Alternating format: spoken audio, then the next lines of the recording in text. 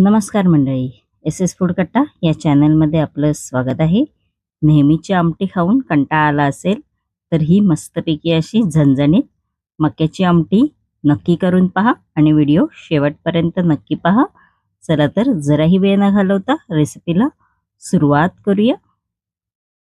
इकडे मी 2 मक्के असे घेतलेले आहेत कच्चे, ते चांगले असे तुकडे करून घेतलेले आहेत. आपण आता हे मक्के आहेत ते चांगले असे गॅसवरती भाजून घेणार आहोत. बघू शकता असे मी मक्के आहेत ते गॅसवरती भाजून घेतलेले आहेत. आपण आता हे बाजूला ठेवूया. आपण आता एक सर्वप्रथम वाटण तयार करून घेऊया.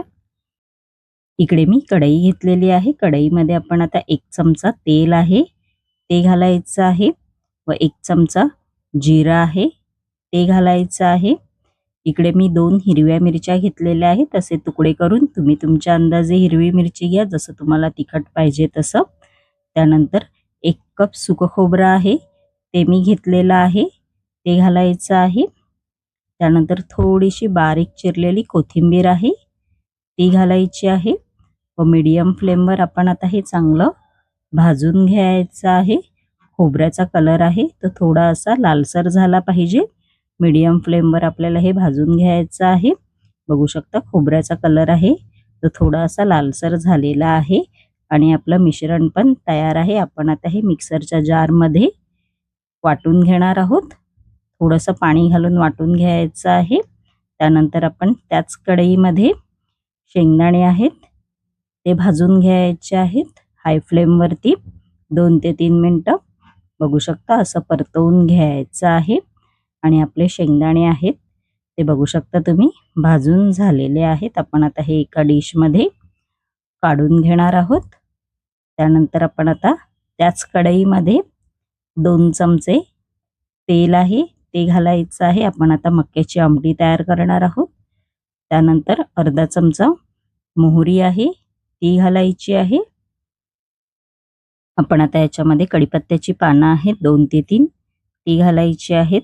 त्यानंतर याच्यामध्ये मी 4 लसूण पाकळ्या अशा बारीक तुकडे करून घेतलेले आहेत, म्हणजे चिरून घेतलेले आहेत, त्या घालायच्या आहेत व चांगलं असं 2 ते 3 मिनिटं चांगलं परतवून घ्यायचं आहे. बघू शकता तुम्ही.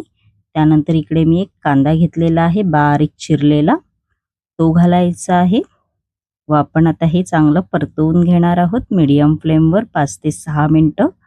बघू शकता कांद्याचा कलर आहे तो थोडा असा चेंज झाला पाहिजे. त्यानंतर जे आपण सुकं खोबऱ्याचं वाटण तयार केलं होतं बघू शकता तुम्ही असं दाटसर झालं पाहिजे थोडं. आपण आता हे वाटण आहे ते या मिश्रणामध्ये घालायचं आहे व चांगलं परत 5 ते 6 मिनिटं मीडियम फ्लेमवर आपण आता हे चांगलं परतवून घ्यायचं आहे. बघू शकता तुम्ही आपलं परतवून झालेलं आहे. आपण आता याच्यामध्ये बेसिक मसाले आहेत ते घालायचे आहेत. अर्धा चमचा हळद घालायची आहे. त्यानंतर इकडे मी अर्धा चमचा पावभाजी मसाला घेतलेला आहे तो घालायचा आहे. अर्धा चमचा गरम मसाला आहे तो घालायचा आहे. 1 चमचा लाल तिखट मसाला आहे तो घालायचा आहे. चवीनुसार थोडंसं याच्यामध्ये मीठ आहे ते घालायचं आहे व आपण आता हे सगळं मिश्रण आहे ते चांगलं असं परतवून घ्यायचं आहे. असं मिक्स करून घ्यायचं आहे. गॅसची फ्लेम इकडे मीडियमच ठेवा. बघू शकता आपलं मिश्रण आहे ते परतवून झालेलं आहे. मस्तपैकी असं ग्रेव्हीला तेल सुटलेलं आहे. आपण आता याच्यामध्ये 1 कप पाणी आहे ते घालायचं आहे. पाणी तुम्ही तुमच्या अंदाजे घाला, जसं तुम्हाला आमटी दाटसर पाहिजे पातळ पाहिजे त्यानुसार. बघू शकता मी थोडीशी अशी पातळच ठेवलेली आहे. बघू शकता तुम्ही. हे मस्तपैकी असं तर्री पण आलेली आहे. आपण आता याच्यामध्ये भाजलेले जे शेंगदाणे आहेत ते घालायचे आहेत.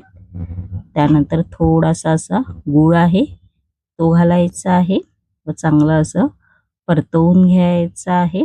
गॅसची फ्लेम इकडे मीडियमच ठेवा. चांगली मिश्रणाला उकळी येऊ द्या. बघू शकता मस्तपैकी अशी आमटीला उकळी आलेली आहे. आपण आता याच्यामध्ये जे भाजलेले आपण मक्के होते मक्याचे तुकडे ते घालायचे आहेत असे एक एक करून. बघू शकता तुम्ही. खूप छान लागते ही मक्यांची आमटी. तुम्ही ही जर भाकरी बरोबर खाल्लात तर आणखीन दुप्पट चव येते आणि चपाती बरोबर पण छान लागते. बघू शकता तुम्ही. नक्की ही रेसिपी तुम्ही करून पहा. थोडी अशी 5 ते 6 मिनिटं ही आमटी आहे ती शिजवून घ्यायची आहे. थोडीशी कोथिंबीर घालायची आहे आणि मस्तपैकी आपली गरमागरम अशी मक्याची आमटी तयार झालेली आहे. नक्की तुम्ही या पावसाळ्यात करून पहा. बाजारात तर मक्के आलेलेच आहेत. आणि माझी रेसिपी कशी वाटली कमेंट बॉक्समध्ये नक्की सांगा. आणि अशाच नवनवीन युनिक रेसिपी जर तुम्हाला माझ्या चॅनलवरती पाहायच्या असतील आणि तुम्ही जर माझ्या चॅनलवरती नवीन असाल तर नक्की एस एस फूड कट्टा या चॅनलला लाईक, शेअर अँड सबस्क्राईबर करायला विसरू नका. धन्यवाद.